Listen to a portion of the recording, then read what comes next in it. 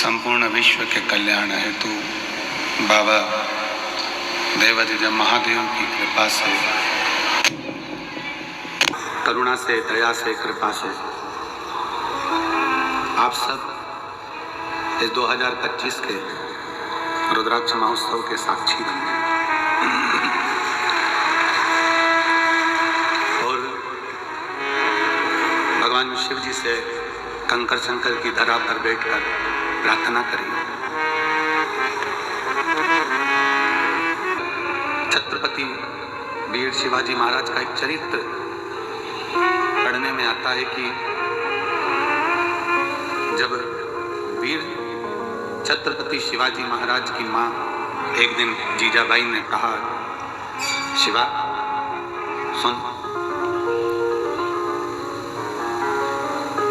तू शिव के मंदिर में जाकर शंकर को शीश नवाता है। तेरी मां जीजाबाई ने भी तुझको शिव को शीश नवाकर पाया। शीश नवाकर जीजाबाई कहती है, शिवा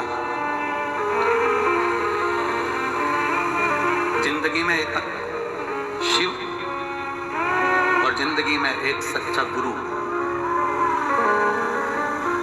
केवल पृथ्वी पर ही काम नहीं आता, जब प्राण छूटते हैं और हम जब उस लोक में जाते हैं तो वहां भी काम आता है। जीजाबाई कहती हैं अपने पुत्र छत्रपति वीर शिवाजी महाराज से कि एक अच्छा गुरु और एक शिव, शिवा एक भगवान शंकर और एक गुरु जीवन में केवल मृत्यु लोक में ही नहीं, उस लोक में भी काम आता है। और इसका प्रमाण छत्रपति वीर शिवाजी की कथा दे रही है। इसका प्रमाण छत्रपति वीर शिवाजी की कथा वर्णन कर रही है। छत्रपति वीर शिवाजी की कथा कहती है कि मुगलों ने बहुत आक्रमण करे पर छत्रपति वीर शिवाजी पर विजय प्राप्त नहीं कर पाए। तब मुगलों ने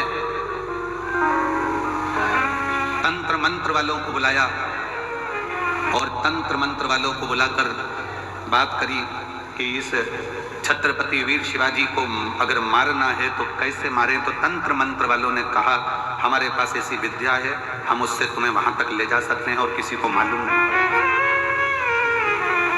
किसी को मालूम नहीं पड़ेगा। मुगलों, हम तुम्हें छत्रपति वीर शिवाजी के कक्ष तक लेकर जाएंगे।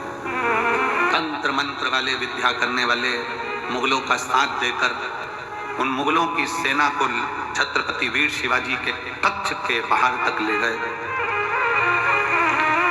छत्रपति वीर शिवाजी के कक्ष के बाहर जब पहुंचे और अंदर तलवार लेकर छत्रपति वीर शिवाजी को मारने के लिए जब अंदर प्रवेश करा, जैसे ही अंदर प्रवेश करा तो मुगलों ने क्या देखा कि तंत्र मंत्र के बल पर अंदर तक तो पहुंच गए थे, पर छत्रपति वीर शिवाजी सो रहे थे और उसी समय पर एक हाथ निकल कर आता है और वो हाथ उस छत्रपति वीर शिवाजी के ऊपर रखा जाता है और तलवार उतना असर नहीं करती।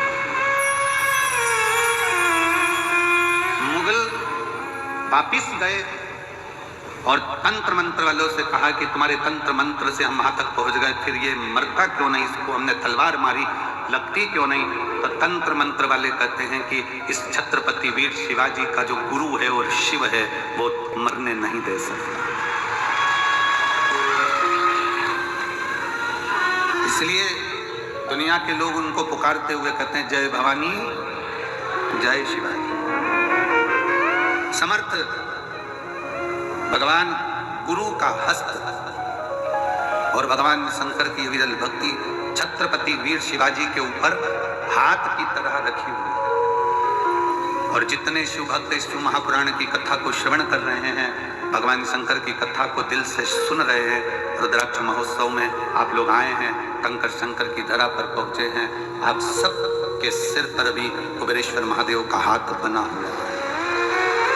शिव महापुराण की कथा की शुरुआत चंचुला देवी से होती है, जिसका पति बिंदुक चले गया, प्रेत योनि में पड़ा था, प्रेत योनि में। और चंचुला देवी काशी में भगवान शंकर की कथा का रसपान करती है, काशी में, और भगवान शंकर की कथा का रसपान करती हुई शिवधाम में चलकर भगवान शंकर को यजमान बना देती है और स्वयं कथा का रसपान ग्रहण करती है। स्वयं भगवान शिव पार्वती जी से कहते हैं, पार्वती सुनो, पार्वती एक बार तुम्हारे पुत्रों को भूख लगी, कार्तिक और गणेश को, अशोक सुंदरी को, जया विषहरा शामरी वारी दौतली देव सबको भूख लगी और तुमसे भोजन मांगा गया, तब तुम्हारे पास भोजन नहीं था, तुम अन्नपूर्णा हो, तुम अन्नपूर्णा, पर मैंने लीला रचने के लिए तुम्हारे पास भोजन की व्यवस्था नहीं होने दी। बच्चे भूख से बिलबिला रहे थे, चिल्ला रहे थे, और मैं तब साधना में डूबा हुआ था और तुम मुझसे विनय कर रही थी, भोले बाबा इनका बच्चों का पेट भर दीजिए, इनका पेट भरो। शिवजी आप उठे नहीं, शंकर भगवान कहते हैं मैं उठा नहीं। फिर आप बोली, एक माँ के स्तन में अगर दूध आता तो वो बच्चों का पेट भर देती, पर मेरे तो स्तन में भी दूध नहीं आता।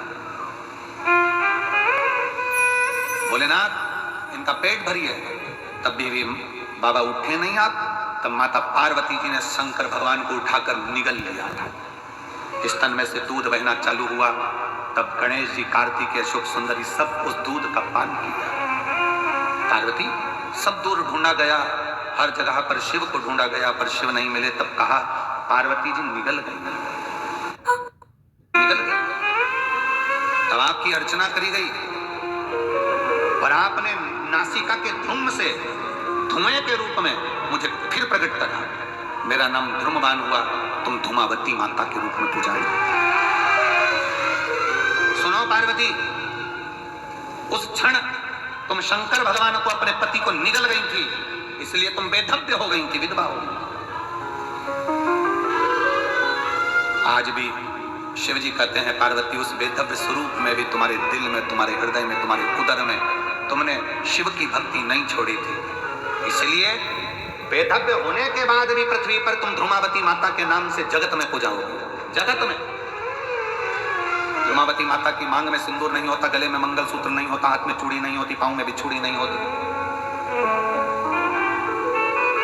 फिर भी ध्रुमावती माता की पूजन संसार करता।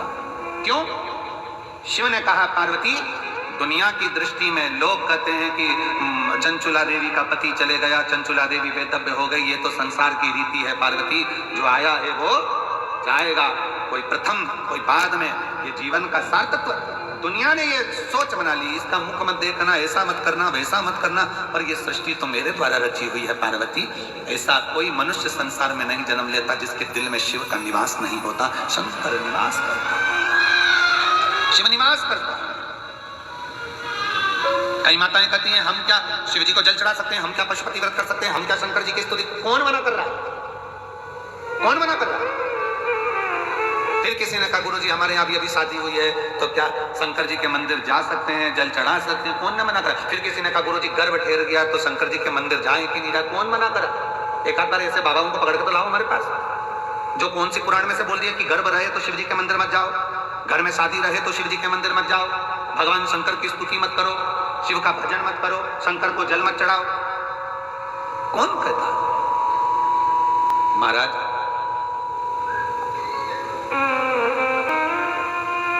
हर पल, हर घड़ी, हर क्षण शिव का नाम मुख से निकलना चाहिए और शिव का स्मरण हर पल होना चाहिए।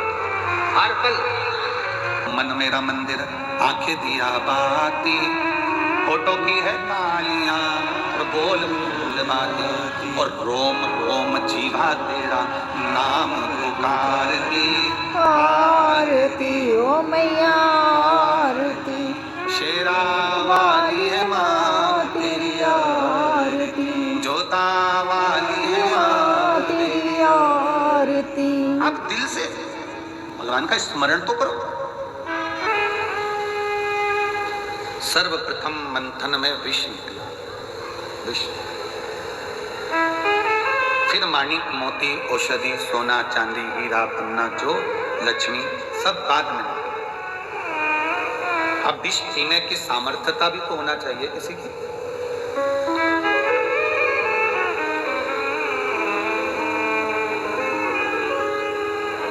अपनी स्वयं की बुराई स्वयं सुन ले और वो बुराई सुनने के बाद कानों से और दिल से वापस निकाल दी जाए तो समझो कि तुमने जिंदगी में बहुत बड़ा तप और साधना कर लिया।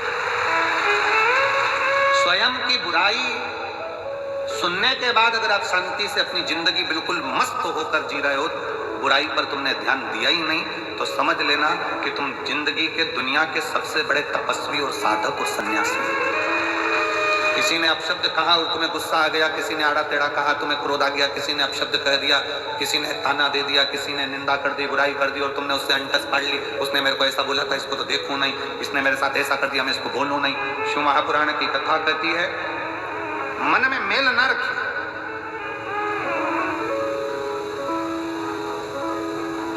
मन में मेल ना रखिए। गाली देने वालों को, अपशब्द कहने वालों को, ताना देने वालों को, आड़ा टेढ़ा बोलने वाले को एक दिन समय आता है आप उसका जवाब नहीं देते, स्वयं देवाधिदेव महादेव मेरा कुबेर भंडारी जवाब देता। तीसरे दिन सतयुग में गाय का दूध निकालना नहीं पड़ता था, अपने आप गाय दूध दे देती थी। चारों थन का दूध गाय का अपने आप बहता। त्रेता में 3 थन का दूध बछड़े को मिलता था, संत साधु सन्यासी को मिलता था। द्वापर में 2 गौ माता के 2 थन का दूध प्राप्त हो बछड़े को। और फिर कलयुग ऐसा आ गया कि बछड़े को 1 थन का दूध भी नहीं मिल पा रहा, लोग उसको भी निचोड़ लेते।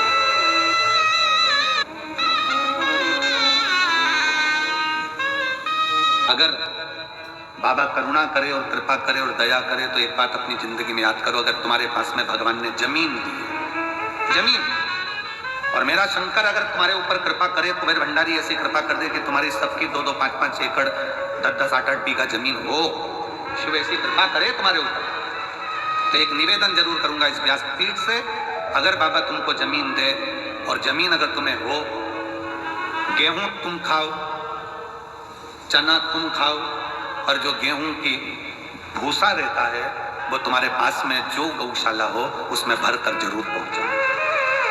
गेहूं तुम खाओ, जमीन भी तुम्हारी, गेहूं भी तुम्हारा, सारी फसल तुम्हारी, पर निवेदन है अगर भगवान ने तुमको इस लायक बनाया है और जमीन दी है, आज ये प्रार्थना कर जाना कुबेरेश्वर बाबा से कि अगर तूने मुझे जमीन दी, उसमें अगर गेहूं लगेगा तो गेहूं भले मैं खाऊं, गेहूं की फसल भले मैं बेचूं, पर उस गेहूं की जो भूसा बनेगा वो मेरे नजदीक की गौशाला में जरूर जाएगा। ऐसी कृपा आज गाय के भूसे का गौ माता को जरूरत है। फैक्ट्रियां ऐसी बन गई जिनमें भूसे का भी कोयला बनने लगा, उसके चक्कर में गाय भूसे के लिए भी तरस रही है। करा है कि कलिकाल में, कलयुग में, इस कलयुग को जैसे जगत गुरु शंकराचार्य जी इस मृत्यु लोक में प्रकट हुए, जन्म लिया और शंकर भगवान को दुनिया के लोगों ने बहुत नीचे दबा दिया था, तब जगत गुरु शंकराचार्य जी ने 4 पीठ का निर्माण कर शिव भक्ति पूरे विश्व में जागृत कर।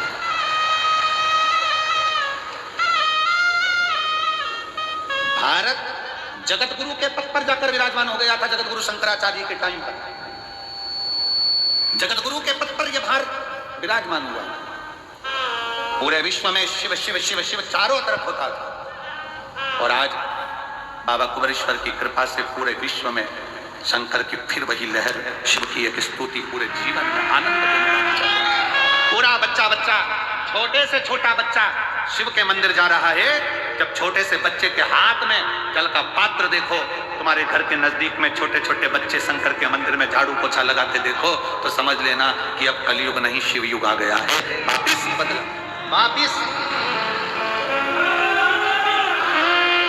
बदला हुआ है। फिर वो शिव की भक्ति जनमानस तक पहुंची। उसमें प्रथम ज्योतिर्लिंग सोमनाथ जी का वर्णन किया। सोमनाथ जी का जब वर्णन करते समय चंद्र को जो काया का रोग हो गया था, काया के रोग को ठीक करने वाला कौन? जम के बोलो जरा, महादेव। कौन है चंद्रदेव?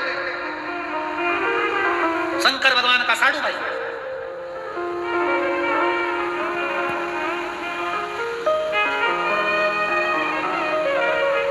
दक्ष प्रजापति की कई कन्याओं का विवाह चंद्रदेव के साथ हुआ था। शरीर में इतना बड़ा रोग हो गया कि काया टपक टपक कर गिर रही, टपक रही, गिर रही। शिव जी को तो लगा कि ये काया टपक टपक कर गिर रही है, ये काया नीचे जा रही है। अब चंद्रदेव की काया जब बिगड़ने लगी तो क्या हुआ, आपको पहले भी कथा में वर्णन किया, आज फिर वर्णन करते हैं कि चंद्र की बुद्धि देव ऋषि नारद की ओर गई। दिल में दुख हो, तकलीफ हो, कष्ट हो, तुमने किसी को गुरु माना नहीं माना, तुमने किसी को गुरु माना नहीं माना, ये तुम्हारे ऊपर निर्भर है। परशु महापुराण की कथा कहती है कि अगर शिव जी को जल चढ़ाते समय आपने शंकर को श्री शिवाय नमस्तुभ्यम भी कह दिया तो समझ लेना कि शंकर ने तुमको गुरु मंत्र दे दिया, तुम शिव के हो गए, शिव तुम्हारा हो। अब दशरथ जी के मन में जब दुख हुआ, दशरथ जी के मन में जब भेद आया, दशरथ जी के मन में जब थोड़ा सा दुख हुआ, दशरथ जी ने कहा कि मेरे घर में मेरी 3 धर्म पत्नियां हैं पर औलाद नहीं, तो ये बात किससे कहूं, तो गुरु जी के पास गए और गुरु से कहा कि मेरी 3 धर्म पत्नी और औलाद नहीं। फिर गुरु से कहोगे तो गुरु सुनेगा। अब गुरु तुमने किसको बना लिया, जल चढ़ाकर, जम के बोलो महादेव, शिव को तुमने गुरु बना लिया। अब जब शंकर जी को गुरु बना लिया तो तुम्हारा दुख तुम किससे कहोगे, किसी दूसरे से नहीं, शंकर भगवान की शरणागति में जाकर। और चाहे सृष्टि को जिस प्रभु ने, जो पेड़ हमने लगाया पहले, उसी का फल हम पर। शिव की शरणागति, भगवान शंकर की शरणागति किससे कहोगे अपने दुख को, किसी मनुष्य से कहोगे तो 4 जगह कहेगा, पहले तो खूब फूली फिरती थी, अब जगत में रोती फिरती है। भले तुम्हारे साथ खड़े हो जाएंगे पर पीछे से बात करेंगे, अच्छा हुआ, अच्छा हुआ, बहुत बढ़िया हुआ, ऐसी रो। ये दुनिया के लोग हैं, ताना कसे बिना नहीं रह सकते, इसलिए किसी इंसान से नहीं, अपने दिल के दुख को लोटा भर जल चढ़ाते समय अपने बाप से कहो, गुरु से कहो।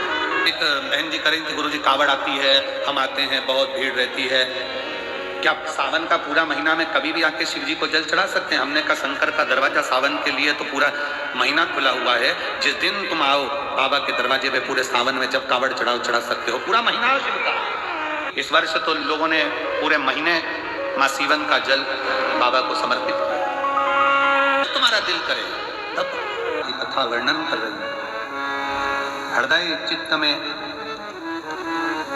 चंद्रदेव के मन में कितना भाव होता है। जब स्वयं ससुर ही श्राप दे दे चंद्रदेव को कि तेरी काया ही गल कर गिर जाए तो कौन सा है?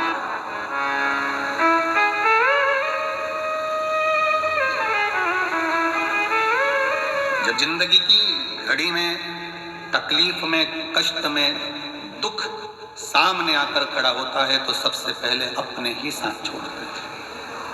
अपने, कोई दूसरा छोड़ने वाला नहीं होता, साथ देते हैं। एक बहुत अच्छा पत्र आया है, देखिए, किसी और वाला महाराज आता है टीवी पे और कथा में बहुत से उपाय भी बताता है पर उसे विश्वास नहीं होता था। पर मेरे कहने पर उसने एक बार कथा देखी और मैंने डॉक्टर से कहा कि मेरी बेटी को छुट्टी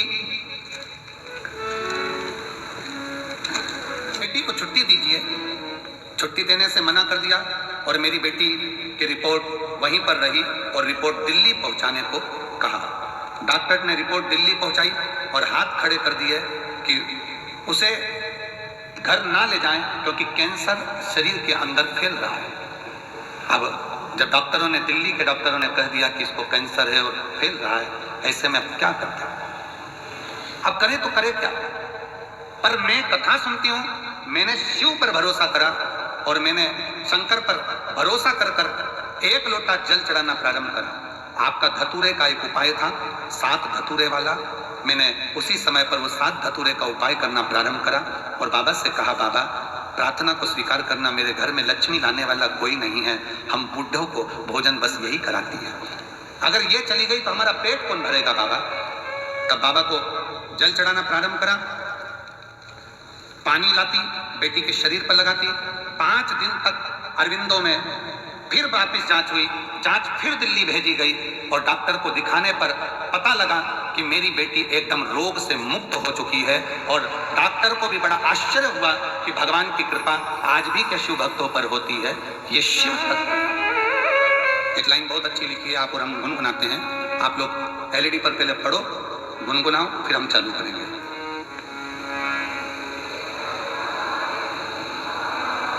थोड़ी आवाज तेज आना चाहिए आपकी। तेरे दरबार की बाबा निराली शान देखी है, तुझे नहीं देखा पर झोली भरी देखी है, मुख दुनिया मोड़ेगी बाबा तू मुखड़ा मोड़े, मेरी लगी करी धीनो बाबा तुए बिना। जन को लगा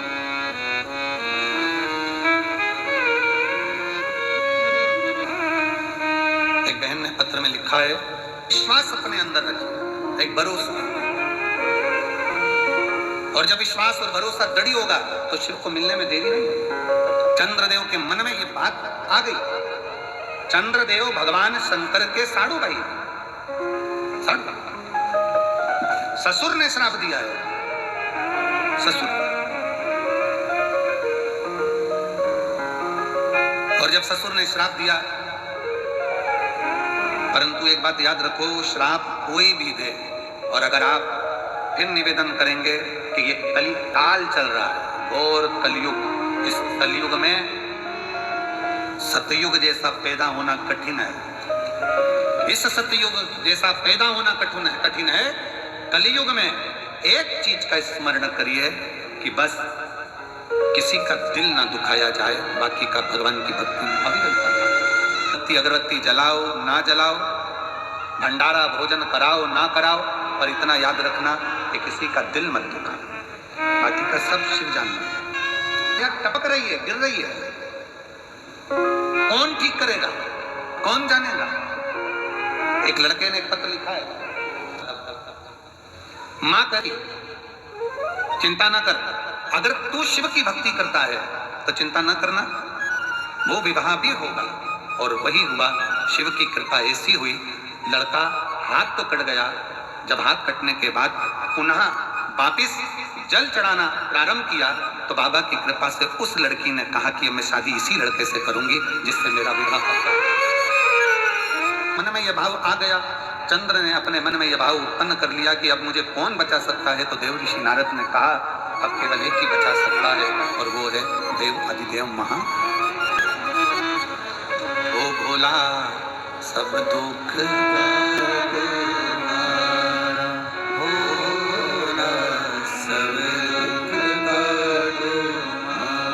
शिव शंकर जपो तेरी माला, भोले बाबा जपो तेरी माला, भोला सब दुख काटो हमारा। कौन साध सकता है? तो कहा नारद जी ने केवल एक है। देव ऋषि नारद कहते हैं केवल एक, और वो है भगवान शिव, केवल एक भगवान शिव। कहां मिलेंगे? चंद्रदेव पूछ रहे हैं, साधु भाई पूछ रहा है, शिव कहां मिलेंगे? जब व्यक्ति के पास में बड़ा सुख होता है, बड़ा आनंद होता है, तो ये भी स्मरण नहीं होता कि कौन अपना कौन परा है। चंद्रदेव का विवाह दक्ष प्रजापति की 60 कन्याओं के साथ में चंद्रदेव इतनी सुंदर स्त्रियों को प्राप्त कर लिए थे कि चंद्र गिनते नहीं किसको, कि मेरे पास में इतनी सुंदर सुंदर पत्नियां, स्त्रियां, मेरा वैभव, दौलत है, संपदा है, कुछ है। एक बात हमने पहले कही थी, वो स्मरण में आप लोगों के होगा। सबसे कठोर दुनिया का अगर कुछ है तो वो लोहा है। क्या कठोर है? लोहा। जिसकी तलवार गुप्ती बन जाती है, बंदूक बन जाती है और लोग मर जाते हैं। पर लोहे से भी अगर कुछ कठोर है तो वो अग्नि है। लोहे से कठोर क्या है? अग्नि। क्यों? अग्नि वो भी जम के ना गला देती। अब अग्नि सोचे कि मैं कठोर हूं, मैं प्रबल हूं, तो याद रखना अग्नि से भी ज्यादा कठिन है पानी। जो एक लोटा डाला तो पर पानी सोचे कि मैं कठोर हूं, तो पानी अहंकार ना करे। पानी से ज्यादा वजनी है मनुष्य, लोटा भर के गटका जाता है। लोहे से ज्यादा भारी अग्नि, अग्नि से भारी पानी, पानी से भारी मनुष्य, लोटा भर के गटका जाता है। पर मनुष्य सोचे कि मेरे बराबर कोई नहीं, तो मनुष्य से भी भारी है बीमारी, जो अच्छे अच्छे पहलवान को भी निगल जाती है। मनुष्य से भी भारी है बीमारी, जो अच्छे अच्छे सूरमा को भी निकल जाती है। पर बीमारी सोचे कि मैं प्रबल हूं, तो बीमारी से भी भारी है त्रिपुंडधारी, जो बीमारी को भी निकल जाता है। बीमारी से भी ज्यादा भारी है त्रिपुंडधारी, जो बीमारी को भी निकल जाता है। वो त्रिशूलधारी, वो त्रिपुंडधारी, वो कुबेर भंडारी, वो साथा।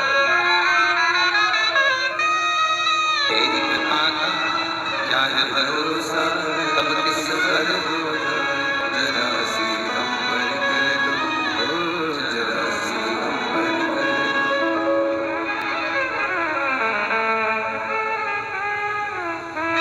बस इतनी सी कृपा हो जाए कि आप शीश झुकाएं और बाबा आपका कल्याण कर जाए, तो इससे बढ़कर और क्या क्या? चंद्र की काया का रोग शिव समाप्त कर सकते हैं, यह मालूम पड़ गया तो विचार करा कि अब शंकर की शरणागति करें।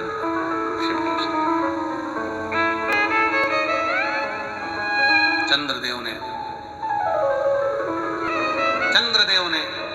नारद जी के कहने पर शंकर जी की आराधना करना प्रारंभ किया। कैसे राजी होंगे? अभी तक चंद्र शिव को नहीं पहचान रहे, अभी तक चंद्र शंकर को नहीं जान रहे, अभी तक तो चंद्र शिव को जानने का प्रयास नहीं, जान नहीं पा रहे थे, पहचान नहीं पा रहे थे। अब पहचाने चंद्र, अब पहचाने कि शिव साधारण नहीं है। हम अपनी ये साधारण सी दृष्टि से, नयन से भगवान को पहचान नहीं पाते, हम जान नहीं पाते। हम अपनी साधारण सी नयन दृष्टि से परमात्मा को नहीं पहचान पाते। पर शिव महापुराण की कथा कहती है, जिस दिन उस परमात्मा ने ज्ञान के चक्षु दिए, उस दिन आप शिव को पहचान जाते हो कि शंकर क्या है।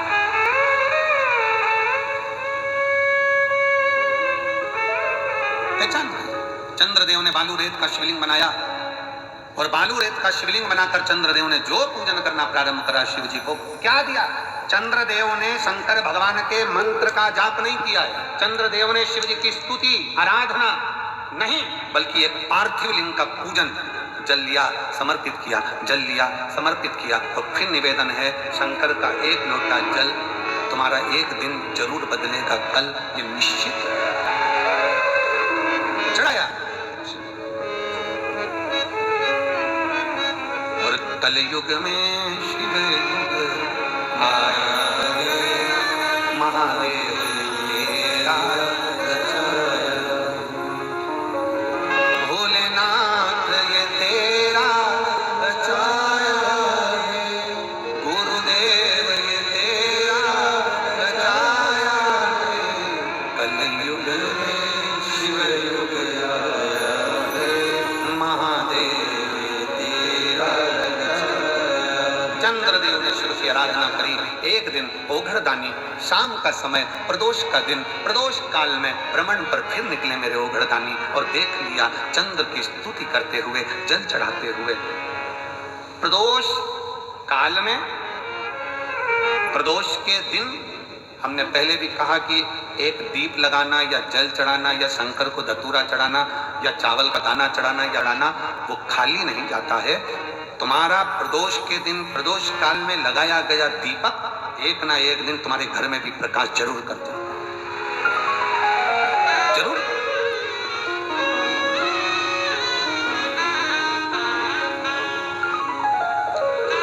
चंद्रदेव की काया से जो रोग उत्पन्न हो रहा था, उसको मिटाया शिव।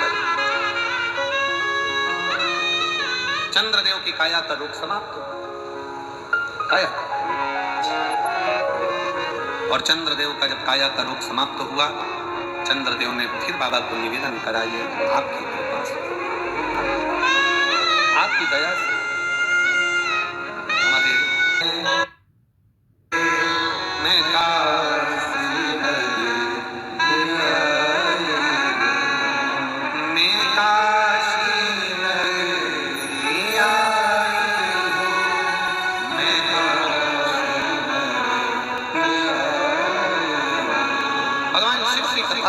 चंद्रदेव का काया का रोग ठीक हो जाता है।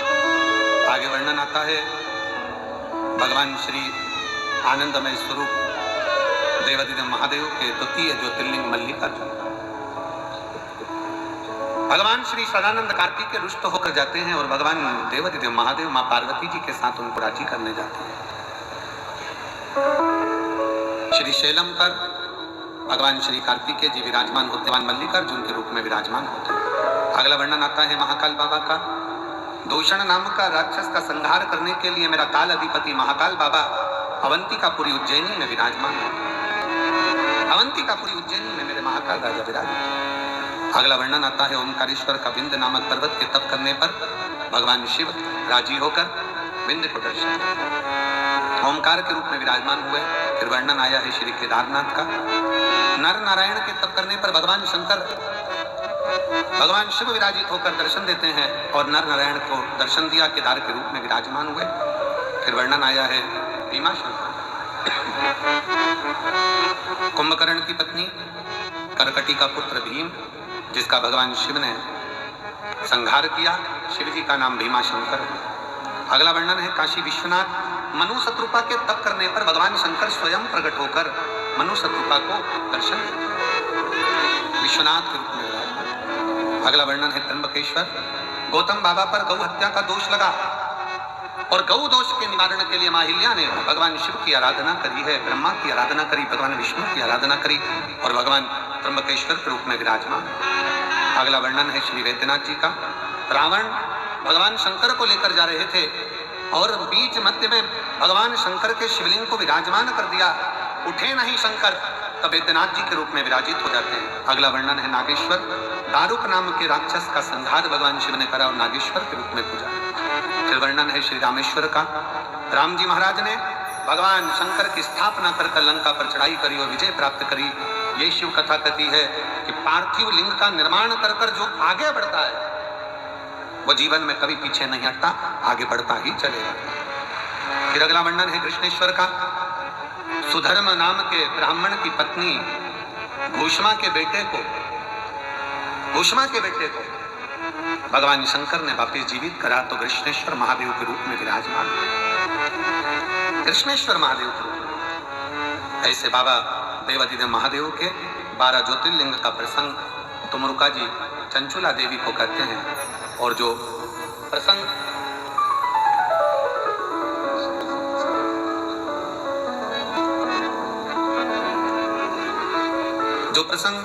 तुमरुका जी चंचुला देवी से कहते हैं और चंचुला देवी उस प्रसंगों को सुन अपने जीवन को आनंदित करती, पति प्रेत योनि से छूट जाते हैं।